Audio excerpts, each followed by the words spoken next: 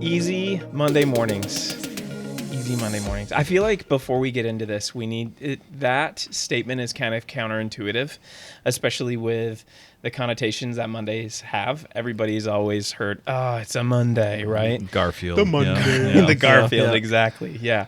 Man, I think before we get started, I need to know, and I want to make it a bit more personal.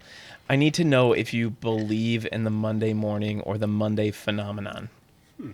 It's kind of like, do you believe in God? Yeah. But like, A little different. do you? A little different. It's a little, Well. but same vein. Yeah. Right? Yeah. Yeah. So, do you believe in the Monday morning phenomenon? Kind of, but it starts on Sunday for me. Okay, tell me about It's that. Sunday Tell me. anxiety. Yeah. Well, it's twofold. It's a mentality thing too. Okay. When you're on Sunday and you're like, I don't want to work, and you're already going in hesitant, it just makes Monday worse. Yeah, that's true. That's true. I can be there So with in you. our household, it's the Sunday scaries, and it starts there. I've heard of that. Yeah. What time does the Sunday Scary start? Probably around dinner when I realize we're closing in on going to sleep and then waking up the next morning for work. Yeah. Yeah. Yeah. Do you drag out your Sunday nights to be like, Oh okay, no, not me. no, you're a Stay sleeper. up as late. You require the sleep. Yep. Yeah. Because Okay. otherwise it'll be worse. You got it. Yep. Oh, Kevin, I like you. Yeah. Yeah. Okay. I guess I believe in it from like a managerial perspective, because you look and you're like, yeah, definitely people are not awake. I can't tell you how many times people are like, I can't turn on my camera. You wouldn't be pleased with this. I'm just like, oh, okay, well, it's Monday morning. Sure, take your time. But Yeah. Okay. Yeah, Ryan, what about you? I believe in it. I've experienced it. Similar to Kevin, it was always after 5 o'clock on Sundays is when it would start, whether that be a little anxiety or whatever, knowing, actually, this is my work history in IT. Sure. Mondays were always fires, problems, emergencies. You never know what's going to be thrown at you, so that gave a little anxiety. And you would have things you need to get done on Monday for whatever reason, but you always knew something else was going to get in the way. And so it was always a bunch of that, specifically working in IT for myself. But yeah, I always felt like that Sunday nights and then Mondays. That's so interesting you say that, and I think I've heard since I've started at InsITe that Mondays at like managed service providers are usually a really, really difficult day, and I can't wait to talk more about that. And I love that you're nodding your head, because I feel like we're going to hear a lot more about it from you as well. Yep. But man, it's funny because even in manufacturing world, for whatever reason, when I would go to work with some of my friends or whatever, I knew that most Mondays we were probably not going to make quota. But for the week, we would probably make quota, because make it up. Tuesday and Wednesday were going to be a highly productive day for us. Mm-hmm. So for whatever reason, like that has always just been kind of a trend. So I did some research before we jumped into this, and I found it really interesting, because I found this article from Forbes. It listed several different reasons that the Monday morning blues is actually a thing. And so one of the things that they said is mental health is a huge part of it. And I'm going to read it here, but in Istanbul, they also cited that that Mondays tend to be 25% less productive for businesses than any other day of the week, which is crazy to me. Now, what day after that do you think was the lowest productive gotta day? be Friday. Friday, you got it. Yeah, Monday yeah, and Friday. So it's so funny. So mental health was listed. So they call it a Monday syndrome, a state of mind that includes low energy, stress, and negative mood. Weekend lifestyle changes. Google AI states that Monday mornings can be hard because of sleep schedule changes, stress, and transition from leisure to work. And I think that's exactly what you talked about, Kevin. You're like, it's the Sunday scaries. Like, and that's the same for me, by the way. Like, we get our kids around the dinner table and we're like, okay, great. And then I find myself at dinner on Sundays always thinking about, what does my schedule look like for Monday? What do I need to do? What do I need to pick back up? Like, what am I spinning my wheels in the mud on? And how do I move that forward? All that stuff. So it's kind of like this, your weekend's ending and you now, like, for whatever reason, that Monday is like, hey, I've got to transition back in. Now, I would say InsITe is much different than what I've experienced in my past work life. So, and I'm excited to talk about that later on too. Here's an interesting one. Remote work Monday mornings. Okay. This one is much different. So remote work, this is Forbes, says that due to remote work on Mondays, it's 75% of people will start work 3 hours late. That's on a Monday wild. morning. Whoa. How Isn't does that? that How is that crazy? number real? That's Yeah. what I'm 3 wondering. hours? What group of people? Yeah. And by the way, that it's their focus group, but they admit it. Yeah. It's admittedly that they Yeah. start 3 hours later on a Monday morning. Isn't like- that That's crazy? like never would've almost guessed. noon. Yeah. I never would Yeah, have guessed almost like something like that. 75% of them. Okay, here's some more. 29% are dedicating time to exercise during their Monday morning instead of working. So they're like, I'm working, but I'm actually like Not on myself, my bike. thank you. Yeah. Trying to get back Exactly. into it. Yep, totally. It's work. I'm sweating, guys. And then 50% admit to streaming TV while they're working as well. Isn't that crazy? No, I don't think so. That one doesn't surprise me. I think it No? depends on Okay. what the type of work you're doing. Yeah. Yeah. Like if you're not actively on the phone or in a participating meeting and you're like doing data, some stuff you can do half with your eyes closed, sure, why not have a movie on there? It's really interesting you say that, and I think it really does depend on the person because I can listen to music, but there are times where I have to turn the music off and be like, I need dedicated like don't bother me time, and that's when I'm like either in my office, door shut, maybe like the loop earbuds in, so Yep. if I'm at home, the kids are screaming and I can't hear a lick. Yep. So, it's really interesting. The reason I wanted to talk about this, InsITe, I think is really unique for two reasons. Number one is we are in that MSP space in the industry, understanding what most Monday mornings look like on an MSP level. And I think we have something a little bit different that we get to experience here on the operations level. This is why we're talking with Kevin, our, what's your title, Kevin? Managed services lead. Managed services lead, yes. And then Jason Haveman, our COO. And we get to hear about kind of what we've done to prevent the Monday morning blues, and then also hear a bit of our strategy in taking care of our clients. But then also we have this perspective of seeing and hearing from the partners that we have and their Monday morning blues and what they're facing. And so I kind of wanted to just open it up to us, really to Jason and to Kevin, and just ask about your experience. Tell me about Monday mornings in your previous MSP life, and then I'll just keep asking questions about, the InsITe way. There's so many different facets to this. Okay. Yeah. I think Tell me about a time, is there an experience that you can relive for us? probably the worst one was we had a client get encrypted over the weekend. And I came in to catch that bomb on Monday. Oh. There wasn't a lot done over the weekend because who wants to put 12 to 20 hours in to get someone in a usable state? Yeah. And there was no handoff. So I just got a ticket that said this happened and nothing works. Please start fixing it. No notes. No notes. It's like a mountain in front of you. yeah. It's got to feel like. And it didn't make my boss very happy either. He was equally as upset because Yeah. obviously he had to handle the other side of that with the customer. But it just was not great, not at all. And then that transitioned to be a month-long project, basically. Okay. Was it the whole business or just like. Entire thing. Oh, man. Got in, deleted their backups, blew up all their servers. So quite literally, they couldn't do anything. So the restoration began, reach out to cyber insurance, but all of that started over the weekend. And traditionally, a lot of people, if it's not planned, don't do their best work over the weekend. Yeah. So whoever caught it was like, let me identify what this is and leave it for the Monday folks. And that's exactly what happened. And then, that aside also, what made Mondays tough a lot of the time was the people that did weekend projects weren't very good at their planning approach. Got it. So if it wasn't planned out well and executed well, who's going to clean it up on Monday? Yeah. The first shift engineers. Well, that come Kevin in. is actually Yeah, that yeah. that was the plan actually. So you got it. So that makes it really tough.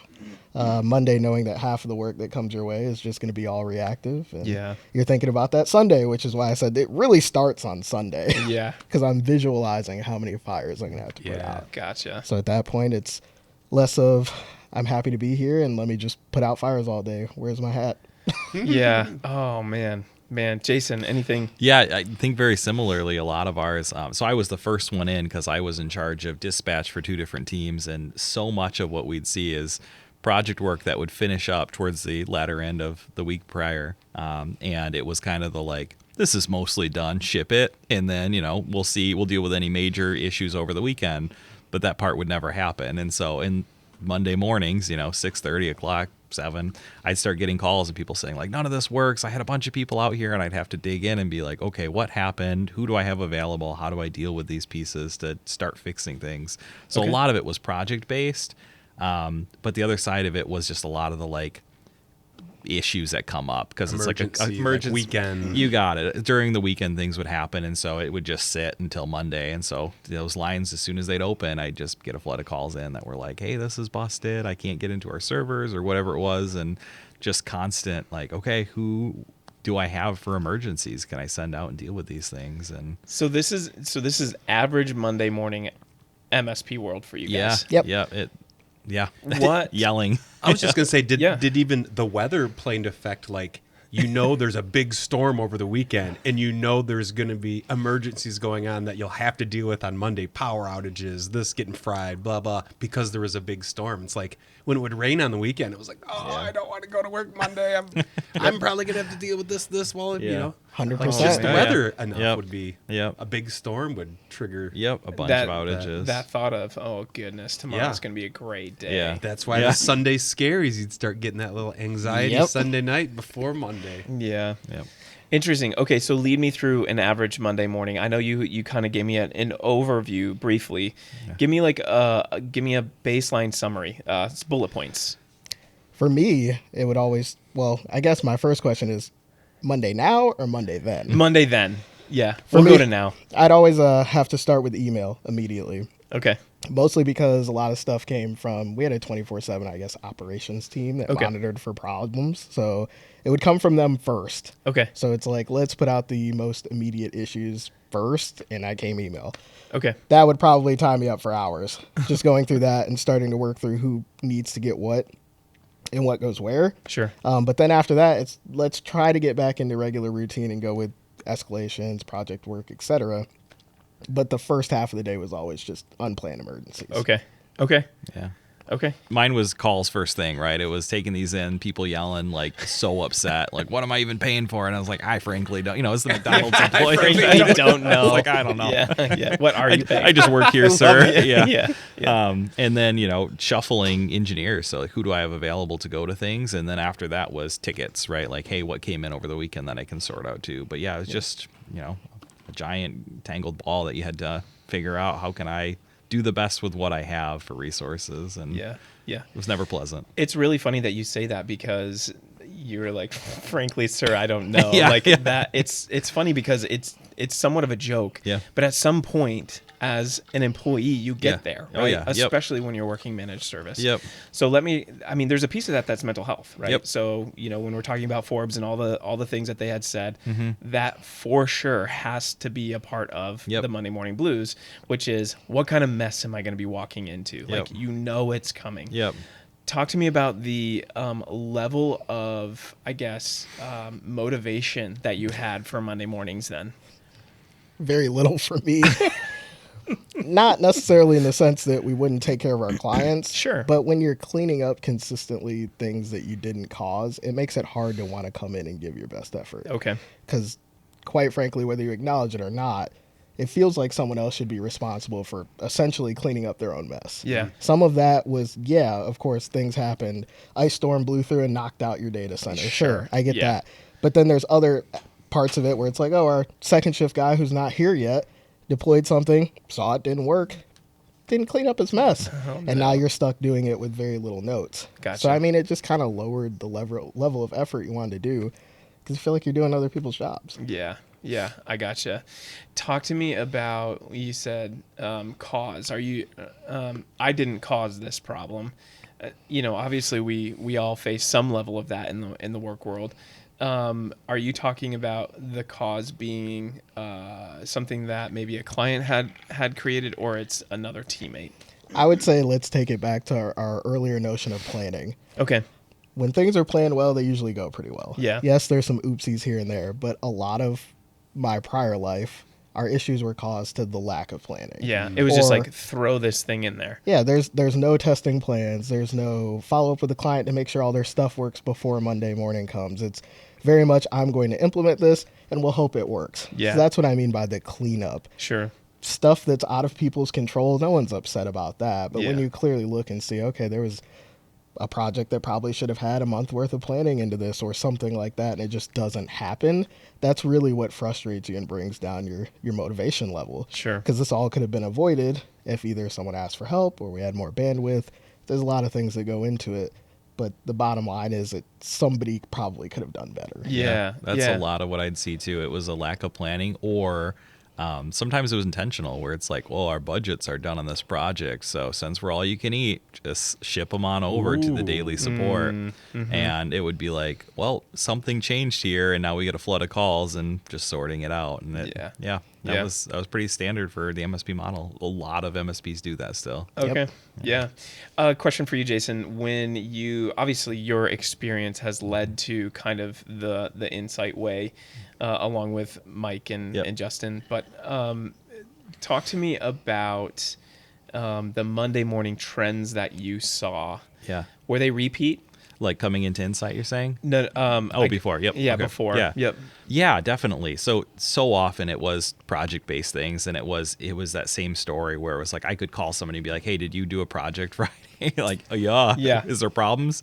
And it's like, "Yes." Do you want to help? No. And we're like, "Okay, so here's where what we have left." Okay. It was that, and then often it was the same couple of clients. So we had a couple that usually had 24/7 or whatever lines. There's a lot of manufacturing, unfortunately, and so they would leverage our after hours calls a lot. Yeah. But nobody wanted to be doing after hours because it was so often, and so they would get subpar work again because people weren't taken care of. Gotcha. And so that would become a Monday morning, like, yell at me. Like, people would swear at me and yell at me, and I would just be like, I'm just trying to take care of you, man. Yeah. Like, here's where I'm at. Sorry. Yeah. Oh man, and that actually was going to be my next question. How did the people respond?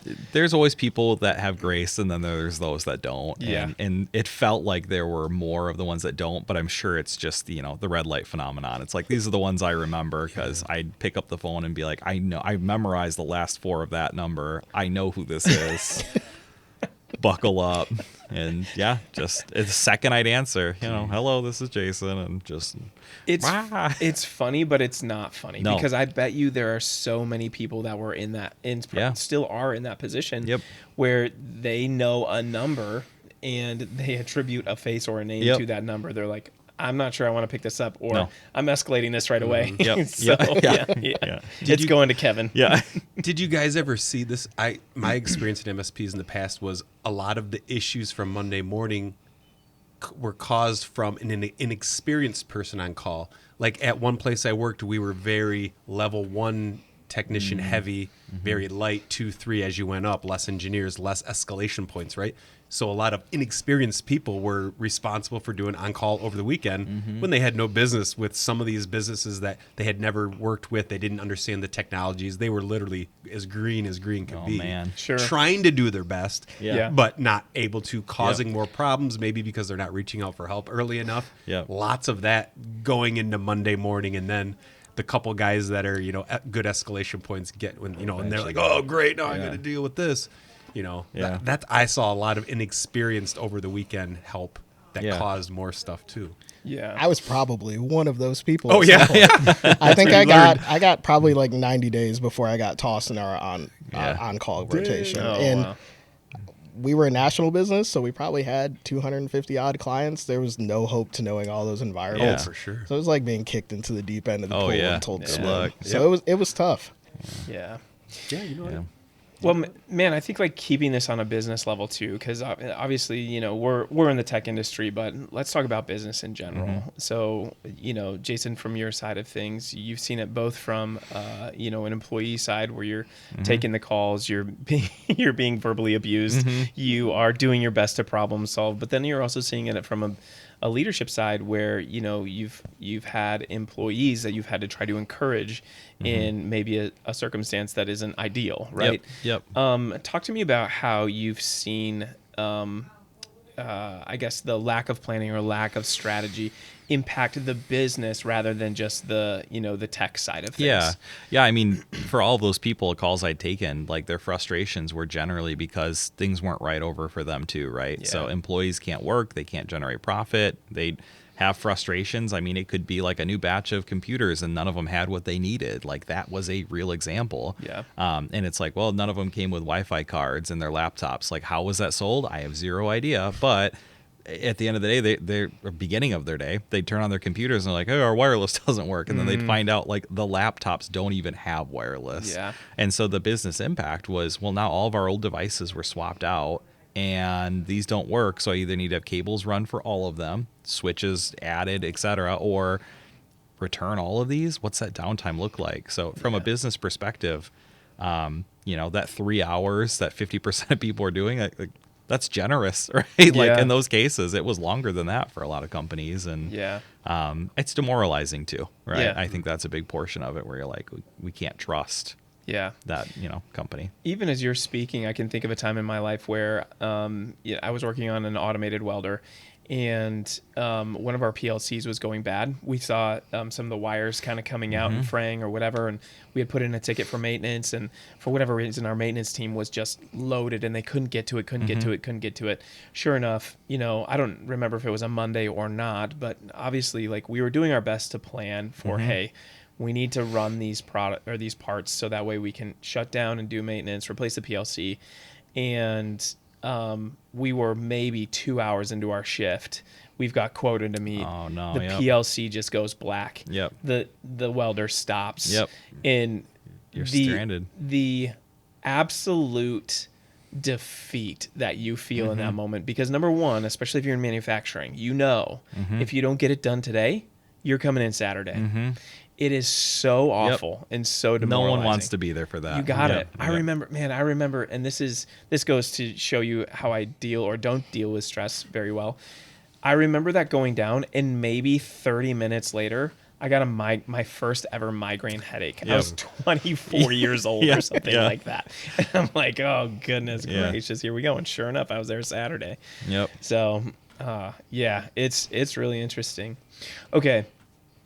Let's take it to the transition, the InsITe way.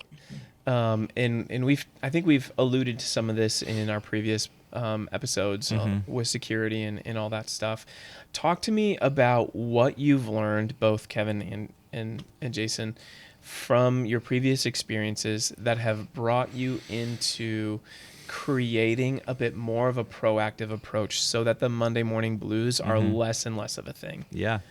Yeah, I think early on, some of the things I looked at the projects because that seemed to be so common for what my frustrations were. Meaning, hey, we've deployed something, our team, we've a firewall, a switch, or whatever it might be. A domain migration, the bigger things that aren't like daily tickets kind of thing. Okay. And really, these have like big time business ramifications. Absolutely huge. Yep. That's the time things go really wrong. Typically. So, for instance, just to be a bit more relatable to the business viewer, it could be something like, hey, we have this machine that is integral to our production. Yep. So it could be, an automated welder. It could be a saw. It could be whatever. Yep. And then that piece of machinery is installed. Yes. It could be a laptop that's running that. Yep. It's installed incorrectly, and then tickets are coming Monday morning. It could be things like a firewall replacement, and without that, like, you can't get any traffic. So suddenly you're not able to actually reach the internet, or maybe the network was refreshed. We changed out your APs, and so suddenly, if those aren't working, you don't have wireless anywhere. Like those are more of the projects I think of. Okay. And so with those, that was kind of the first thought I had, is that's the place to fix the largest impact, right? And so met with Justin really early on here at InsITe and was like, these are things I've seen. We kind of looked through like what our process was, and we decided very early on there then, like, we need to make sure it's built in that we are doing some kind of training where applicable for people, or we're making sure that we have test beds for this. Like, what are we doing first to make sure this works? What are we kicking off after to make sure it works? And then how are we following up to make sure that they're still taken care of? So sometimes it was as simple as we did a project for the network. We're exchanging out the wireless, for instance. We made sure everything worked. Maybe we checked it again before we left. But then Monday, we'd have 2 people available to be on site and say, like, is anyone having any issues? Because I want to be there to make sure you can get connected if you're running into problems. Events happen where everything breaks loose and they don't have wireless anyway. But then we have people on site that can jump into it and say, what can I do to try to remedy this? Like, what is wrong? And they feel like they're cared for. Sure. So that was some of the bigger ones that we started with. For some of the other ones, like domain migrations or things that are going to have more of like a user impact, like, hey, how do I log into this machine or how do I do different things? That's actually one of the biggest reasons we were starting to look at building out a modern work and learning team, because we said nobody else is doing this where we have somebody specialized to get to your level, to learn about your business and to help train on what you need. And so we would have somebody go out from that team and say, I'm here. I know everything there is to know about what you're doing with Google to Microsoft change or something, right? Let me do some training with you before we've done the migration, so you've got a baseline. But then when we do the migration, help you log in, help you understand the differences, help you understand now you can use a Microsoft Authenticator, for instance, and why that's different and what we recommend and those kinds of pieces. So it's just really easing people into it and giving them that.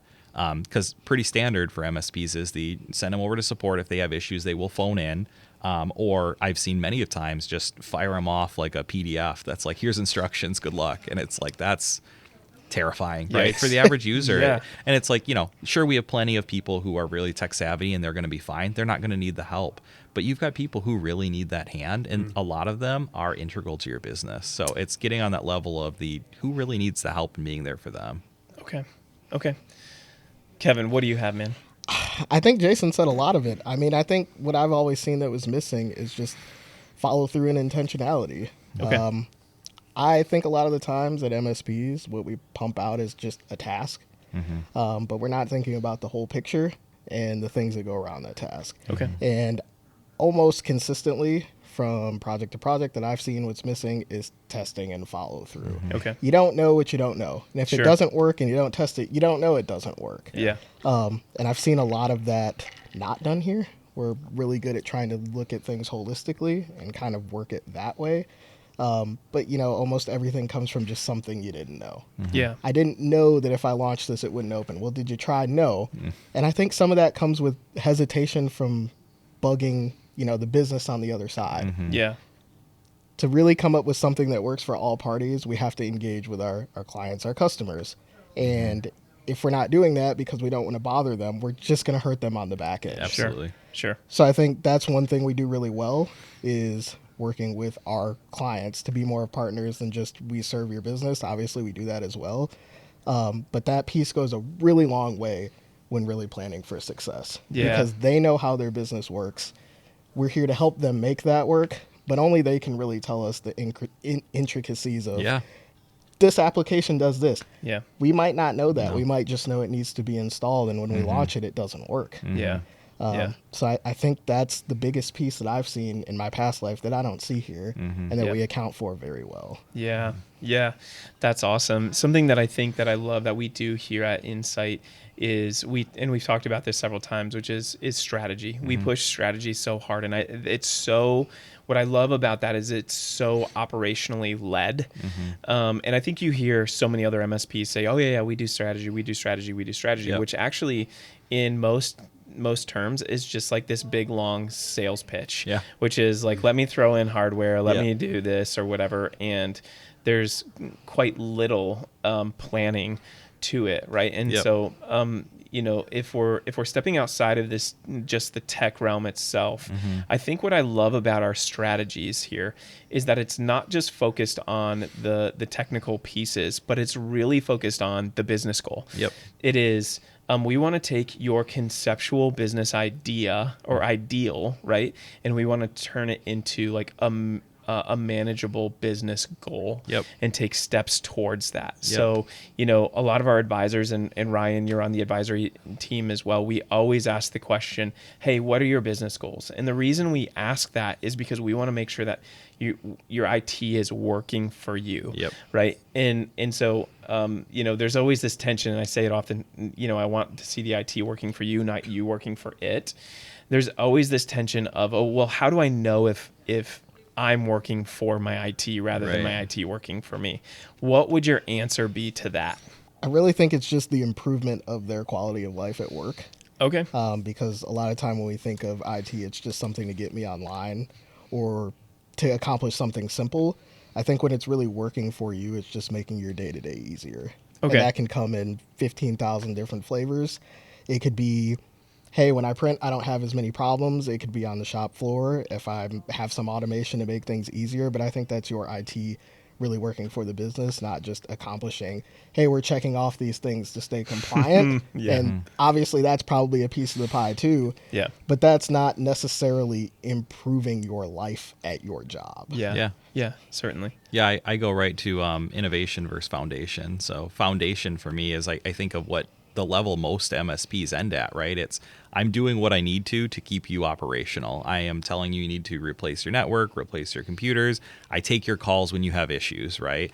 The innovation piece is that opposite side of it, where it's what's more, like what are you getting that's actually making your business better? So that can be custom automations. It can be finding out a common one I love asking when we're starting to get to know clients is like, what are your biggest risks, right? And finding out those pieces and start to build in security for them so that they're better protected in the future. Because if they can say, if this computer goes down and it's a Windows XP machine, I'm dead. I have nothing running, production stops, and everything's horrible. Yeah. And so we can look into like, what's the answer for that, right? Can we move that away? Different networks? Can we make sure that we have spares? Should we have the conversation about when's the time to pay to actually have a reasonable software on a reasonably aged computer and stuff like that? So really helping out on those pieces. And that's light innovation. Innovation can go so much further. I think of the things like training people to actually use the full value of what they're paying for. Yeah. Things like Microsoft licensing. We get so many training opportunities because people say, I'm spending thousands of dollars a month on Microsoft, and all I use it for is email. And we're like, well, that's terrible. Like, something's wrong there. And so teaching them so much more about what that can do, that's the innovation piece, is bringing them more value out of what they're doing and trying to make sure that it's giving them back time in their lives. And what I love about that too is, and you had mentioned this before, is that our modern work and learning team is our team that is fully dedicated to being able to produce success for our partners, to be able to say, hey, what are you utilizing Microsoft 365 for, or Teams or whatever else? And then, by the way, you can do so much more with it. Every time I talk with Dean and Ben, there's always something new that they're learning and saying, hey, look at how cool this thing is. And then they're like, they're drinking their own Kool-Aid too, because they're implementing it here in the InsITe too. They forced the Kool-Aid on us a little early in my experience, which I'm all for, but it tastes that good. Like, oh, I don't really want to use this update. Like, can I save for that for later? But they talk about how great it is, and you're like, okay, fine. Okay, I want to do it. And then you get into it, and you're like, yeah, this is great. That department in general, again, when we were building it, we looked at it and we said, we can do foundation. So can so many other MSPs. We think we do it differently and we think it's better, but there's a lot of competition in that space. So how do we live in innovation? And that was why we talked about modern work. Like, how can we build this and push people towards that? It's things like during the pandemic for us, like it was great. All of our clients, we said, how can we get you into the cloud prior to issues? And suddenly they were flourishing because they're like, I can do what I need to. I can collaborate. I can work through teams. I can do all of these things that so many competitors weren't providing. And we were living in that innovation. And so suddenly when it became a need for everyone, it was like, do you see the value of that innovation? That's why we want to be on the front end of that. And so modern work spun up because we said, how do we create more space to be innovative, and how do we put more in that, instead of we're doing support for you? And so modern work was a huge portion of that. Yeah. I want to speak into that a little bit too, because I feel like I'll miss this if I don't say it now. When you're talking about Monday morning blues and having easy Monday mornings, let's talk about how technology can have an impact on mental health, right? And for your employees specifically. Do you have any thoughts or any ideas as to how technology can improve the mental health of your team on a business level? Yeah, I mean, it's old school, but I always think of just how frustrating it was to have old hard drives, right, with spinning platters in them. Where Okay. it was like, I boot this up and it's time to go get coffee because it'll be on by the time I get back, kind of thing. Okay. So that's pretty old school. I don't know if you can buy many computers anymore that even have old hard drives Sure, in them, sure. but it's a good example for that piece. It's like these are the frustrations when things freeze up, when they don't work well, when I'm not able to. I think of the Monday morning statistics you had. It's like if we really are, no matter what, going to lose some productivity on Mondays, when people are willing to put in the effort, I want to make dang sure that everything is working for them. So when they're punching, they're getting the most value out of it. Yeah. And so that's the pieces for mental health I look at is like, what can we do to help with that?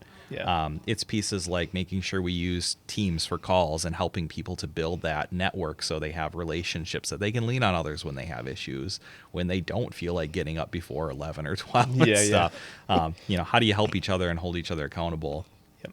Lower that barrier. And so like hybrid work for us is an important one. And Monday mornings here, it's usually like 2 or 3 employees in the office. And I assume people are moving a little slower and that's okay. But we have metrics to back that up. That's like, hey, this is what we need out of people. So, like you're making those choices, you know what you're responsible for. Yeah. And people rise to the challenge. So it works. But Yeah. I think lowering the barrier for the difficulty of Mondays helps a lot. So when we can remove the stressors, like not having bad projects go wonky, making sure there's training, making sure we have a plan, people feel more comfortable with that, and it gets rid of some of those Sunday scaries, right? Because they're like, I'm comfortable. I know what I'm coming into. I know we have plans for things, and there's always going to be unknowns. We could have a blizzard, a thunderstorm, and things get wrecked.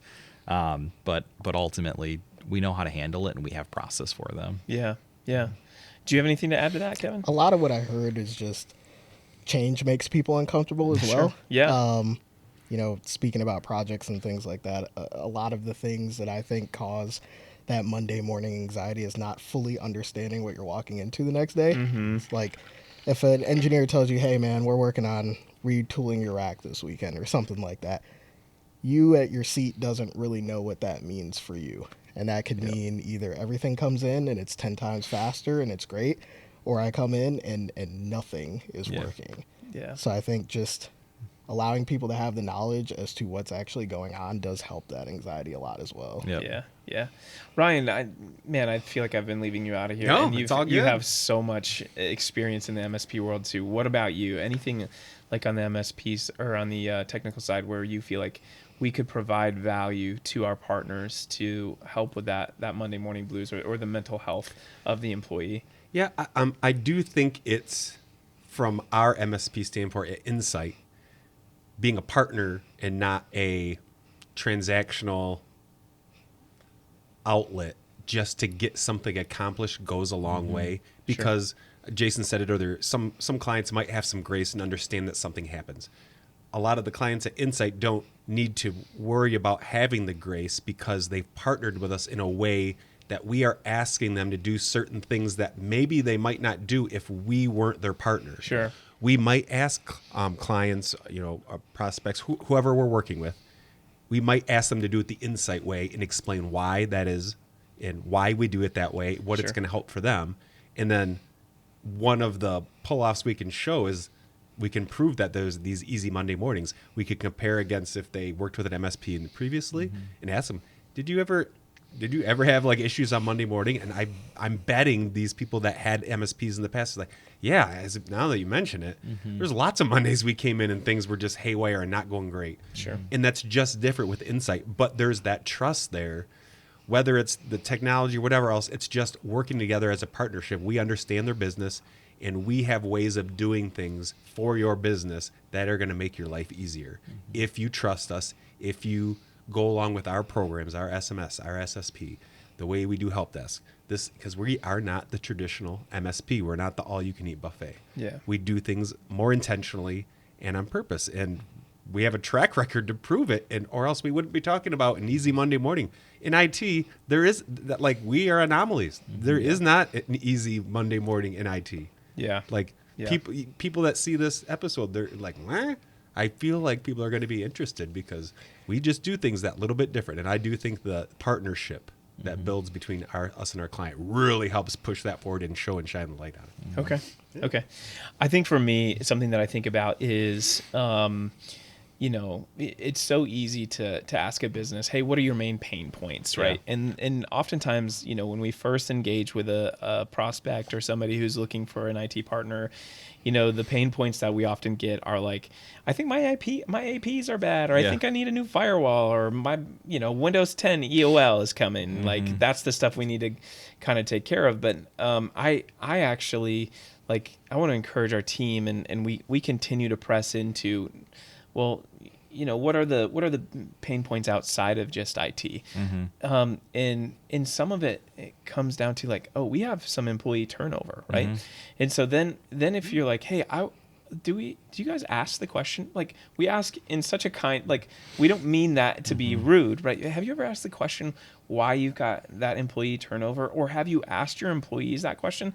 Because the reality of it is we have the ability through our model work and learning team and through the licenses that you already pay for to create polls so that you can get feedback from your employees, so that you can implement changes coming directly from your employees. When I think of, you guys put it in terms that I would never be able to, because I didn't work MSP ever. But as far as partnership is concerned, the thing that I love so much about technology is it has the ability to care for people. And InsITe is, I believe, so unique in the approach to say, hey, great, we can have reliable hardware, we can have reliable software, we can make an impact in the way that you utilize your environment for more efficiency. But if it's not impacting the employee, if it's not impacting that person, it doesn't matter. And so I love the ability for technology to impact lives through caring for the employee. That's what I love about InsITe. Technology debt. Yeah. I feel like InsITe has coined this phrase, and I don't want to say that. I don't want to make that bold of a statement because maybe a lot of other people have talked about it before.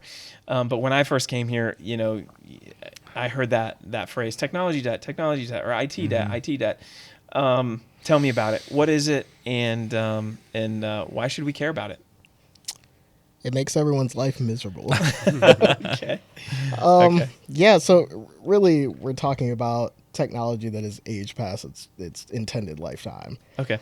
That really becomes a debt in a lot of different ways, financially, because you're going to have to replace it all at once at some point, but also for the business itself, because things aren't running quite as smoothly or as efficiently as it could on aging stuff. Sure. So that plays into business health in a lot of different ways. Okay, so what you're talking about is technology as a depreciating asset. Then, Yes. Am I getting that correct? Yep.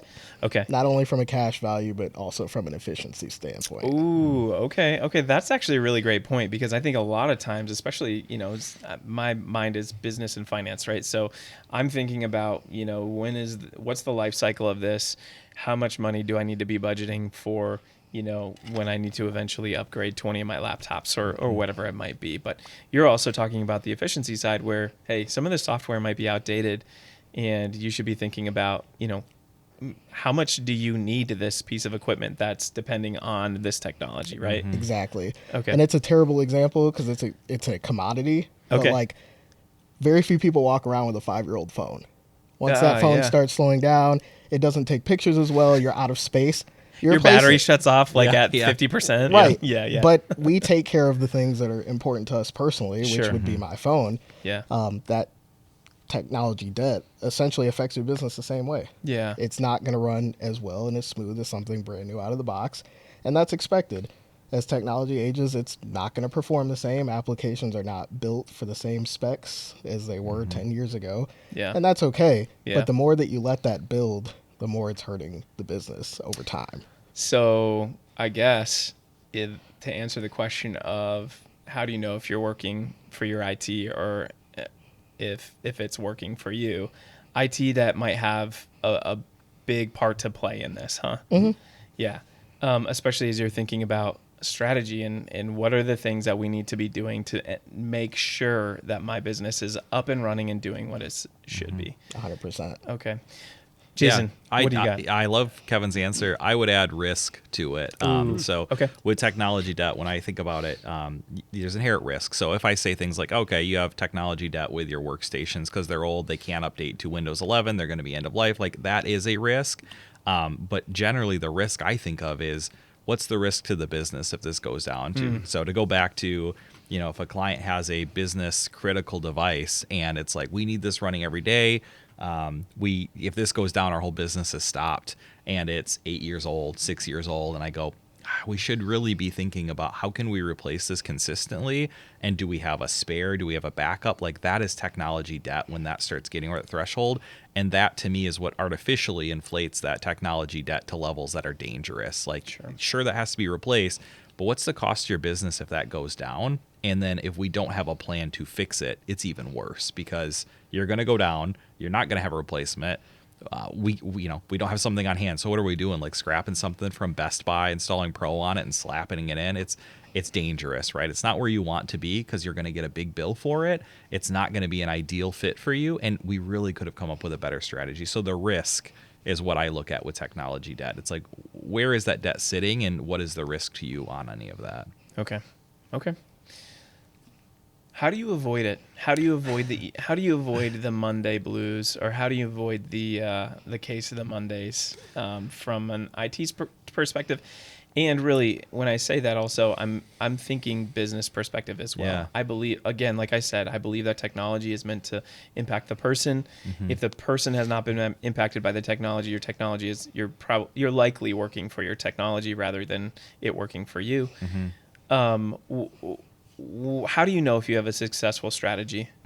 For me, when the Mondays hit and it's difficult, it's about the way that you approach a solution. Okay. So a lot of the times we'll slap something on it. If it comes back and we're just Band-Aid fixing everything, I don't think our strategy is working because we really should only have to fix this thing once, maybe adjust a little bit after, and it stays fixed. But if we're dealing with the same repeat issues over and over, something around how we're approaching the technology in our business isn't working. Yeah. That's a good one. Do you have anything, Jason? I think that's a good, I think your question was, pretty holistic to the entire business. And I think that's communication. So it goes back to what you were talking about with what we do with modern work. We want to make sure that we're checking in with employees and making that as easy as possible. Like, is there a Teams bot, for instance, that we can set up that says, hey, where are you at? How are you doing on these things? Do you have what you need? So that you're not spending too much time, more than you need to, but people know that they're going to be heard if they're having an issue, and you can work down those issues, right? If somebody's consistently reporting in on Mondays that things aren't good or they're not able to get done something they need, that's a place to look. And what is causing that anxiety? What's causing that? Are they starting at 11 and so they're not able to get done what they need? Sure. Find out, and how can you help them with that? Yeah. Okay. And I don't know about you guys, but I've never been asked repeatedly how my Monday's going. Yeah. Like, what do I need to be successful? That doesn't happen. Yeah. On our side of the desk, it's a little bit different. But from my employee seat, InsITe aside, there's never been a check-in like, why is your day so terrible every Monday? No. And if that was polled, then, maybe it does come through a Teams bot or some other automation. Yeah. But if my feedback was heard, maybe my Mondays wouldn't be so bad consistently. Yeah. Okay. Brian, do you have anything? The only other thing I could think of Yeah. is having rock solid processes and procedures that people know about, have things documented, and planning your work appropriately. So when you do have to do something Friday afternoon over the weekend, you know what you're doing. You got a plan in case things go wonky. You have a plan for when they go wonky, you can't get the help you need. You have a plan for what's going to happen Monday morning. You know what's going to happen. You share it with your team. Everybody is on the same page. So Monday morning isn't that bad. Yeah, you still have to deal with the problem, fix the thing. Yeah. But the Sunday scaries might not be there. The blueness on Monday might not be there because at least, hey, I know the next step is at 8 a.m. We're going to get with the client. I got an escalation point. We're going to talk through this thing because they weren't available on the weekend. Yeah. I feel better knowing that that's our route and our path, and I followed our process to do that. Yep. And the client knows, everybody feels a little bit better. True, you still got to deal with the thing. That's why you come work at InsITe, where you don't have to deal with this stuff at all on Monday. Oh, I'm being a little over the top there, but that's how I feel about things. Yeah. Okay. Yeah, Great. not living in unknowns, Yeah. right? I think Yeah. that's Yep. When you feel supported, whether you're Yep. a client or you're on the other side of the table where we are, it makes it a lot easier to come in on Monday, knowing Yeah. that you're not on an island to fix whatever pops up. Yeah. Yeah. Okay. Okay. I kind of want to wrap things up here, but before we do, I'd love to give the viewer something for free. So let's put ourselves in the circumstance of a business who maybe the owner has a case of the Mondays. You know, Yep. Maybe it's the IT director. Maybe it is the operations guy, operations director. Maybe it is the employee that is delivering. Maybe it's the employee that's on the shop floor. What are the things like that you would encourage to start creating a strategy? I guess I would start with really trying to root cause like what's making you feel that way. And some of that comes from feedback. So not only your own feedback, but those around you. Because oftentimes if I'm feeling the heat, I don't think I'm the only one feeling it. Sure. And usually it all kind of comes from the same place, but we never really think about that too often. Yeah. So you can't really start if you don't know, where that angst is coming from. I like what you just said there, and I want to park on that for a second, because what you're saying is instead of powering through the Monday blues to get to Tuesday so you can be more productive, stop. Let the Mondays be a red flag to you. Let it be something that you like, oh, yeah, I am feeling this. And then give yourself time to evaluate, right? Yep. What's going wrong? Why do I feel this way? And getting the feedback too. Like, hey, I work with this employee or I work with this person every day, every week for 8 hours a day. Hey, do you get this feeling too? Okay, what about it? What about Mondays are, anxiety producing for you? Or what is it that you worry about coming in on Monday? So I love that, because I think a lot of times we will do exactly what you just said, which is I'm just going to push through. I got to get through this Monday. Tuesday will be better. Well, what if Tuesday wasn't your start to your week? What if Monday was a start to a good week? Yep. Yeah. Okay. Yeah, ultimately the work is always going to be there. Yeah. And outside of emergencies, you're going to be able to do it. Yeah. But I mean, if your whole Monday is awful and you're not productive, you're losing a whole day in the week. Yeah. Like, it's best for everyone if you try to figure out how we can make it better. Yeah, and it's best for businesses too, because then they don't have good guys like Kevin like, well, this is my 34th Monday. That's been awful. It's time for me to find another job, right? That's true. Yeah. Okay. Jason, what about you? Yeah, I think you've exactly got it. That's the start, is really spending the time to go over what does that look like. And then, from more of a manager's perspective, it's getting to that level to have that communication with people.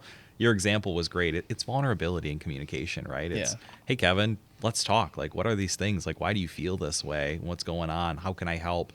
And being genuine about it, right? Yeah. There's a huge difference between, like, Kevin, I hear that you're sick of Mondays, and I know we got to deal with these tickets, and let's talk about what those issues are and where they're coming from, and let's see what we can do about it. Yeah. Ryan, anything from you? Just my piece is specific to businesses, companies that use an MSP for technology support, Certainly. strategy, whatever. Yeah. You should, if you use an MSP, you should feel comfortable and you should feel like that is a partner to you, all the way to the fact that your end users feel good calling in when they have issues, emailing, calling in, and they know they're going to talk to someone who's going to listen to them. There is a partnership there. When you don't have that comfort with MSP and business, it begins to be transactional. There's pieces pulled out of it. You're not understanding on the same level, and just that itself is going to cause problems. So if a blue Monday or a bad Monday is going to be a worse Monday, because you don't have that comfort and that trust there in a partnership. You don't want to be transactional with IT. If you are, then you have some work to do if you're really wanting some strategy within your technology. Yeah. I think that is just an easy piece, but that's just one of many. You guys said awesome stuff too. Yeah, and so to kind of summarize that up, I hear you saying, hey, take the time. Take the time. that you should, just to evaluate your circumstance. What is it that's not working about the Monday? And then I'm hearing you say, come up with a list. So as you take the time, then you're coming up with that list, and then, hey, what you're really saying, can technology help me? Can technology bring me to a place where, the Mondays aren't as bad of a thing, or is it the technology that's the problem for me? Or is it something else? Maybe it's not technology. Maybe it's the fact that you've got a bad manager or something. Like, that's something to, take into consideration as well. So, guys, Jason, Kevin, thank you so much for your time. Thanks for joining us and giving us all the things on the operation side for why Mondays can be good. And it was such an honor and a pleasure. I'm so thankful for you guys. You guys are such great teammates. So Absolutely. And if any of those things we've talked about today rang a bell, gave you a little something wanting more, and you want to learn a little bit more from InsITe, just technology in general, everybody, we would love for you to come join us. Our Modern Work and Learning team, we learned a little bit about them more today. We've had an episode about them. Our Modern Work and Learning team is partnered up for the West Michigan M365 Users Group Q2 meetup. Q2. I know that's a lot of things. So we had one Q1. We have one Q2. Guess what? We're probably going to have one Q3 and Q4. I think we are. But if anybody's interested in learning a little bit more about how InsITe does things, how you guys can have an easier Monday morning, join us Thursday, April 17th, 2025, 11:30 to 1:30. We're going to have some free pizza for lunch. We are going to be doing this in person at the Grand Rapids Chamber of Commerce, downtown Grand Rapids, Michigan. And you can get the address from our website. Just hit trustedinsite.com/events. Will give us all the information you need there. Please join us April 17th for the M365 Users Group Q2 meetup. And we would love to talk more about how we can make easy Monday mornings for you.